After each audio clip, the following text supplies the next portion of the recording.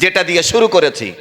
আল্লাহ কোরআনে বলছেন, ইয়া আইয়ুহার রসুল, হে রসুল, বাল্লিগ, আপনি প্রচার করুন, মা উনজিলা ইলাইকা মির রব্বিক, আপনার রবের পক্ষ থেকে আপনার উপরে যেটা অবতীর্ণ হয়েছে। আপনারা বুদ্ধি করে বলুন তো, আল্লাহর পক্ষ থেকে নবীর কাছে অবতীর্ণ হয়েছে যেটা, সেটার নাম কি? হুজুর বললে হয়? আপনারা বলুন। কোরআন।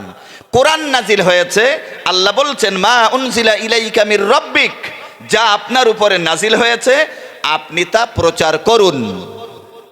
নবী কি প্রচার করেছেন, না ঘরে চুপচাপ বসেছিলেন? প্রচার করেননি। নবী যখন প্রচার করেছেন তখন কি বাধা দিয়েছিল কেউ, নাকি বাধা মুক্ত ছিলেন? বাধা দেয়নি। সেই কালে কোরআনের প্রচার করতে যে বাধা এসেছিল, আজকের দিনে দ্বীনি শরিয়াতের কথা বলতে গেলে বাধা নেই? বাধা আছে। আপনি যত জ্ঞানের কথা, যত মানুষকে নামাজের দিকে ডাকবেন, একদল মানুষ ততই বলবে যে ওদের কাজ নেই, তো ওই জন্য ওরা শুধু মানুষকে নামাজ পড়ো, কলমা পড়ো, জিকির করো, মাহফিলের আয়োজন করো, মানুষকে ভালো ভালো কথা ওরা শোনায়, যাদের কোনো কাজ নেই। একটা শ্রেণী এমন কথা বলে। কিন্তু দেখুন নবী যখন কোরআনে কারিম প্রচারের দায়িত্ব পালন করছিলেন, এমন অবস্থায় ওরা বাধা দিল। নবী সেই বাধায় স্তব্ধ, না দ্বীনের প্রচারের দায়িত্ব পালনে এগিয়ে? আমি আপনাদেরকে কি বলবো, এই মাহফিলটা হয় বছরে একদিন। কাগজে দেখলাম বছরে একদিন, 5 বছর হচ্ছে। 5 বছরে আমার মনে হয় 5টা মানুষ গোসলের ফরজ কটা এটাও শিখেনি। এটার ফর্মুলা কি? আজকে এখান থেকে বাড়ি যাবেন, সপ্তাহে একদিন বিবি, বাচ্চা, মা, বাপ, সংসারে যারাই থাকবে তাদেরকে এক জায়গায় নিলেন, একটা নামাজ শিক্ষা হাতে নিলেন। নেওয়ার পরে আপনি ফার্স্ট ক্লাস করছেন, আজ আমরা গোসলের ফরজ কটা এটা শিখব। কথা বুঝতে পারছেন? বছরে একদিন জলসা দিয়ে মানুষকে জান্নাত পাইয়ে দেওয়া যাবে না। জান্নাত যদি পেতে হয় পরিবার থেকে আল্লাহর দ্বীন চর্চা শুরু করতে হবে। ভুল বললে হুজুর ধরিয়ে দেবেন। বোঝা যায়নি?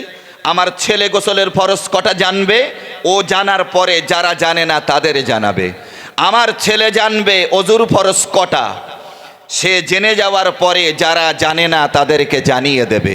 আমার বিবি জানবে গোসলের ফরজ কটা, যারা জানে না তাদেরকে জানিয়ে দেবে। মহিলা সমাজের মধ্যে আস্তে আস্তে দ্বীন বিস্তার হতে থাকবে না? গোসলটাই যদি না হয় অজু হবে না, অজু যদি না হয় নামাজ হবে কেমনে? বিশ্বনবী কলমার দাওয়াত দিচ্ছেন, বাধা দিচ্ছে একটা গোষ্ঠী।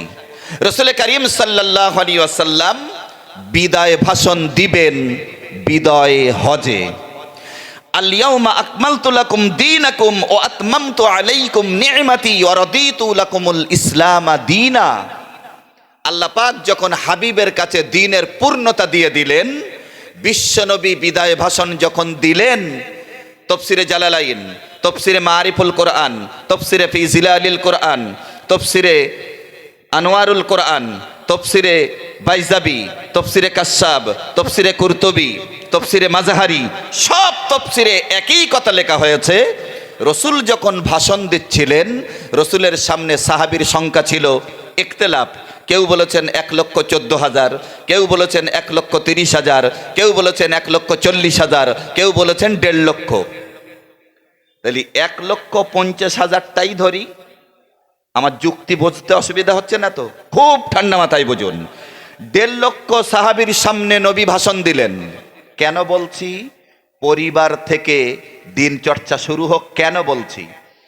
নবীজি ভাষণ দিলেন সাহাবীদের সামনে। রাসূল করিম সাল্লাল্লাহু আলাইহি ওয়াসাল্লাম সাহাবীদেরকে জানিয়ে দিলেন, মসজিদুল হারামে কেউ যদি কাবা শরীফকে সামনে রেখে অর্থাৎ হেরেম শরীফে কেউ যদি 1 রাকাত নামাজ আদায় করে, আমার আল্লাহ পাক তার নামায় আমালে 1 লক্ষ রাকাত নামাজের নেকি দান করে দেবেন। কেউ যদি মসজিদে নববীতে 1 রাকাত নামাজ আদায় করে, আল্লাহর নবী বলেছেন তার নামায় আমালে 50,000 রাকাত নামাজের নেকি আল্লাহ দান করে দেবেন।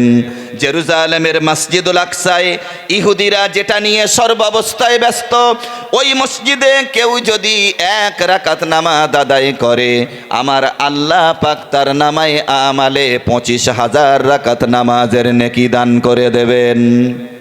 কথা বোঝা গেল? যুক্তিটা বুঝুন। নবী যখন বিদায় ভাষণ দিয়েছিলেন, অনূর্ধ্ব কতজন সাহাবীর সামনে? 1.5 লক্ষ। জান্নাতুল বাকিতে কতজন সাহাবীর মাজার? প্রায় 10 লক্ষ। নবী বললেন মসজিদুল হারামে 1-এর বিনিময়ে 1 লক্ষ, মসজিদ নববীতে 1-এর বিনিময়ে 50,000, মসজিদুল আকসায় 1-এর বিনিময়ে 25,000। এটা সাহাবীরা জানতেন না জানতেন না? হুজুর বলেন, জানতেন না? জানতেন। তাহলে 1.5 লক্ষ সাহাবীর মাজার এত বরকতময় একটা জায়গা, হয় মক্কা না হয় মদিনা, দুটোর একটা জায়গায় তো সাহাবীদের দাফন হওয়াটাই স্বাভাবিক ছিল। যুক্তিতে বুঝুন। কিন্তু 10 লক্ষ সাহাবীর মাজার জান্নাতুল বাকিতে, বাকি 1,40,000 সাহাবী গেলেন কোথায়? আমার কথা পেঁচ লেগে যায়নি তো? কেন বলেছি যে পরিবার থেকে শুরু হোক, আপনি যেটা জানবেন অন্যকে জানাবেন, এটা দ্বীনের দায়িত্ব পালনার্থে উম্মতি মুহাম্মাদির উপরে দায়িত্ব। এখন উম্মতি মুহাম্মাদির উপরে দায়িত্ব, এটা যদি আমি ক্লিয়ার না করি, আপনারা তো নামলেই আমাকে ধরবেন। মহান আল্লাহ রাব্বুল আলামিন বলেছেন, কুনতুম খায়রা উম্মাতিন উখরিজাত লিন-নাসি তা'মুরুনা বিল মা'রুফি ওয়া তানহাউনা আনিল মুনকার। জোরে বলেন আল্লাহু আকবার। এই এত জোরে বললেন, সব কি ইতিকাফে বইয়াছেন নাকি? ইতিকাফে বসেও তো আল্লাহু আকবার বলা যায়। একটু জোরে আওয়াজ দেন তো, নারায়ে তাকবীর। দূরের লোক মনে করবে কেউ যায়নি, আমিও যাব না। অথচ আলোচনা করার মতো মানুষ তো এসেছেন, আলহামদুলিল্লাহ। একটু দিল খুলে আওয়াজ দেন, নারায়ে তাকবীর। কুনতুম খায়রা উম্মাহ, আল্লাহ বলছেন তোমরা শ্রেষ্ঠতম জাতি। সুবহানাল্লাহ বললেন না? আর একটু জোরে বলেন। তোমাদেরকে আমি আল্লাহ কি জন্য সৃষ্টি করেছি, কি জন্য বের করেছি? তা'মুরুনা বিল মা'রুফ, তোমরা মানুষকে সৎ কাজের আদেশ দাও। ওয়া তানহাউনা আনিল মুনকার, অসৎ কাজ থেকে বিরত রাখো। সুবহানাল্লাহ বলবেন না? মহান আল্লাহ রাব্বুল আলামিন অন্যত্র বলেছেন, ইয়া আইয়ুহাল্লাযীনা আমানু কু আনফুসাকুম ওয়া আহলিকুম নারা। ইয়া আইয়ুহাল্লাযীনা আমানু, হে ঈমানদারগণ, কু আনফুসাকুম, তোমরা নিজেরা বাঁচো জাহান্নামের আগুন থেকে, এবং তোমাদের পরিবারভুক্ত যারা তাদেরকেও জাহান্নামের আগুন থেকে বাঁচাও। বাপ নামাজের জন্য আজান হলে মসজিদে যায়, মা আজান হলে ঘরে নামাজ পড়ে, বড় মেয়েটা নামাজ পড়ে, অথচ পৌত্র পৌত্রী ছোট্ট যারা রয়েছে, যারা বালেগা হয়ে গেছে, তারা নামাজ পড়ে না। আর একটা বারের জন্যেও ওই নামাজি মা, নামাজি আব্বা তাদেরকে আদেশ করে না। এটা কিন্তু ঠিক নয়। আমি একা জান্নাতে চলে যাব, আমার পরিবারভুক্ত যারা কে কোথায় যাবে আমি জানি না। এই কথা চিন্তা করলে কোরআনের পূর্ণাঙ্গ দাওয়াত দিয়েছেন তা প্রমাণিত হবে না। কথা বোঝা গেল? এখনো ক্লিয়ার হয়নি। এবার দেখুন, তাফসীরের ভিতরে এসেছে একটা লোক বিরাট বড় মাপের বুজুর্গ, তার কাজ হলো সমস্ত ফরজ হুকুম মান্যতা দেওয়া, ওয়াজিব হুকুম মান্যতা দেওয়া, সুন্নাত হুকুম মান্যতা দেওয়া, নফল হুকুম মান্যতা দেওয়া, মুস্তাহাব হুকুম মান্যতা দেওয়া, মুস্তাহাসান হুকুম মান্যতা দেওয়া, আবার হারাম মকরু তাহারিমি, মকরু তানজি, যত রকমের বর্জনীয় আছে বর্জন করেছে, যতটা গ্রহণীয় আছে গ্রহণ করেছে।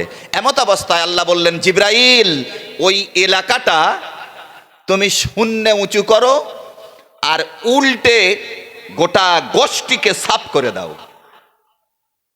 কথা বুঝতে পাচ্ছেন? হযরতে জিবরিল আমিন আলাইহিস সালাম বললেন, রব্বুল আলামিন যে এলাকাটা আপনি নিশ্চিহ্ন করে দিতে বলেছেন, ওই এলাকায় একজন বুজুর্গ মানুষ আছে, আপনার হুকুম মানে, আপনার নবীর তরিকা মানে, কোরআন হাদিসের আলোকে যা কিছু রয়েছে সবটাই মানে, আপনি বলুন ওই লোকটাকে সরিয়ে দিয়ে তারপরে ধ্বংস করব, না ওই লোকটা শুদ্ধা দেব? জিবরাইলের যুক্তিটা কি খুব খারাপ বলে মনে হলো? একটা বুজুর্গ মানুষ আছে, সে তো নিরপরাধী, তাহলে ওকে সরিয়ে নিয়ে তারপরে জমিনটা উল্টে দেই। আল্লাহ বললেন, জিবরাইল আমি কি ওটা জানি না? জিবরাইল বললেন, জি আল্লাহ আপনি তো জানেন, তারপরেও আমি আমার কথাটা বললাম। জিবরাইল হলেন আল্লাহ পাকের রাষ্ট্রীয় কর্মচারী, জিবরাইল হলেন আল্লাহ পাকের আজ্ঞাবহ দাস, জিবরাইল হলেন আল্লাহ পাকের হুকুম পালন করতে বাধ্য শাদীদুল কুওয়া রুহুল আমিন। জিবরিল আমিন আলাইহিস সালাম যখনই বলেছেন, আল্লাহ বললেন, জিবরাইল বুজুর্গ আছে আমি জানি, তারপরেও বুজুর্গ সহ উল্টে দাও। জিবরিল আমিন আলাইহিস সালাম আল্লাহর কাছে আবদার করলেন, আল্লাহ বুজুর্গ সহ দেব কেন, একটু কি বলবেন? কৈফিয়ত এক জিনিস আর আবদার আর এক জিনিস, বোঝা যায়নি? জিবরাইল বা কোন ফেরেশতা আল্লাহ পাকের কাছে কি কৈফিয়ত করতে পারে না, কিন্তু আবদার করতে পারে। হযরতে জিবরিল আমিন আলাইহিস সালামকে আল্লাহ বললেন, জিবরাইল আমি আল্লাহ জানি ও সব হুকুম মানে, নিষেধটাকে নিষেধ বলে মানে, আদেশটাকে আদেশ বলে মানে, তারপরেও আমি আল্লাহ বলে দিলাম ওরে শুদ্ধা উল্টে দাও। তার মানে হলো আল্লাহ বললেন, জিবরাইল ও নিজে জান্নাতে যাওয়ার জন্য ইবাদত করে, কিন্তু ওর পরিবারভুক্ত যারা জাহান্নামের কাঠ বেনে গেছে একবারও তাদেরকে কোনো আদেশ দেয় না। কথা বুঝতে পেরেছেন? হুজুরগুনো কিয়ামতের দিন আল্লাহ যদি রেহাই করে দেন তো ভালো, তা না হলে এমনও কিছু স্টেজধারী বক্তা আছে, আল্লাহ মাফ করুন, ধরা না খেলে বাঁচি আপন জায়গায়। তাহলে একদিকে নিজে বাঁচবো, আর একটা দিকে পরিবারভুক্ত যারা তাদেরকেও বাঁচাবো। মহান আল্লাহ রাব্বুল আলামিন অন্যত্র বলেছেন, লাকাদ কানা লাকুম ফি রাসূলিল্লাহি উসওয়াতুন হাসানাহ, গ্রহণযোগ্য মহোত্তম সর্বশ্রেষ্ঠ আদর্শ তোমাদের রসুল। সুবহানাল্লাহ বলবেন না? কেন? আচ্ছা, নবী কি কেবলমাত্র মুসলমানদের জন্য? কথা বলতে হবে। আল্লাহ সকলের জন্য, নবী সকলের জন্য, কোরআন সকলের জন্য, ইসলাম সকলের জন্য। রসুল যে সকলের জন্য, তার বাস্তবতা কোথায়? মহান আল্লাহ রাব্বুল আলামিন বলেছেন, কুল ইয়া আইয়ুহান নাসু ইন্নী রাসূলুল্লাহি ইলাইকুম জামিআ। কুল আপনি বলুন, এখানে আপনি মানে কে? নবীকে বোঝানো হচ্ছে। আল্লাহ পাক বলছেন, ও নবী আপনি বলুন, ইয়া আইয়ুহান নাস, হে মানব সকল, আমি তোমাদের সকলের জন্য আল্লাহর পক্ষ থেকে রসুল হয়ে প্রেরিত হয়েছি। সুবহানাল্লাহ বলবেন না? ইহুদিদের সঙ্গে নবী ভালো ব্যবহার করেছেন, তদানীন্তন কুফারে কুরাইশদের সঙ্গে নবী ভালো ব্যবহার করেছেন, মদিনার ইসলাম বিরোধী যা কজন ছিল তাদের সঙ্গেও নবী ভালো ব্যবহার করেছেন। কেন? নবী বলেছেন, তোরা আমাকে মেরেছিস, আমি সহ্য করেছি। মক্কার গলি দিয়ে হেঁটে যাচ্ছিলাম, আমার গলায় চাদর দিয়ে পেঁচ লাগিয়ে মক্কার গলিতে ফেলে দিয়েছিস, আমি তা সহ্য করেছি। আমি তায়েফের ময়দানে কলমার দাওয়াত নিয়ে গেছি, আমাকে রক্তাক্ত করেছিস, আমি তাও সহ্য করেছি। ওহদের ময়দানে আমাকে তীর ঢুকিয়ে দিয়ে রক্ত ঝরিয়েছিস, আমি তাও সহ্য করেছি। তোদের কাছে আমার দাবি, তোরা কলমাটা পড়, ঈমান আন, মুসলমান হ, আল্লাহর জান্নাতে চলে যা। সুবহানাল্লাহ বলবেন না? তকদির খারাপ, যার কারণে নবী পেয়েও তাদের নসিবে কলমা হয়নি। ভাগ্য আমাদের ভালো যে আল্লাহ আমাদের ঈমানদারের ঘরে ঈমানদার করে পাঠিয়েছেন। সুবহানাল্লাহ বলবেন না? একটা হিন্দু যখন মরে যায়, আমরা দেখেছি যে তাদেরকে আগুনে পোড়ানো হয়, তাই না? নবী বলেছেন, ক্বালা কাসরু আজমিল মাইয়িতি কা কাসরিহি হাইয়া। জীবিত মানুষকে হাড় ভাঙলে যেমন কষ্ট হয়, মৃত মানুষকে হাড় ভাঙলেও তেমন কষ্ট পায়। নবীর হাদিস। আমরা যখন দেখি কেউ না কেউ মারা গেছে, তার গোসলটা দেওয়ার সময় আস্তে আস্তে, তার কাফন পরানোর সময় আস্তে আস্তে, তার লাশ নামানোর সময় আস্তে আস্তে, খাটিয়ায় তোলার সময় আস্তে আস্তে, বলুন ঠিক না? এ ভদ্রতা শিখিয়েছে ইসলাম। তাই বিখ্যাত ব্রিটিশ মনীষী জর্জ বার্নার্ড শা বলেছেন, তামাম পৃথিবীর সমস্ত আদর্শ এবং ন্যায়পরায়ণ ব্যক্তিত্বকে যদি এক জায়গায় করা হয়, সারা পৃথিবীর সমস্ত সেরা মানুষগুলোকে যদি এক জায়গায় করা হয়, তাহলে শান্তি এবং সমৃদ্ধির পথে পরিচালিত করতে পারবেন একমাত্র মুহাম্মদুর রাসূলুল্লাহ সাল্লাল্লাহু আলাইহি ওয়াসাল্লাম। সুবহানাল্লাহ বলবেন না? গুরু নানকের মতো মানুষ বলেছেন, বেদ পুরাণের যুগ চলে গেছে, এখন যদি মানুষ শান্তির আশ্রয়ে আশ্রয়িত হতে চায়, কোরআনের দ্বারগ্রস্ত হয়ে যাক। সুবহানাল্লাহ বলবেন না? হুজুর কি সুন্দর কথা বলছিলেন যে হয় কোরআনের কাছে এসো, কোরআনে কারিম তেলাওয়াত শেখো, কোরআন বোঝো, ভাগ্য খুলে যাবে, তকদির জান্নাতি তকদির হয়ে যাবে। সুবহানাল্লাহ বলবেন না? আমার কথা কি আপনাদের বুঝতে অসুবিধা হচ্ছে? ফিরে আসি। 1,40,000 সাহাবী গেলেন কোথায়? কথাটা বলছিলাম না? প্রায় 10,000 সাহাবীর মাজার জান্নাতুল বাকিতে। তাহলে 1,40,000 সাহাবী কোথায় গেলেন? সাহাবীরা জানতেন না মক্কার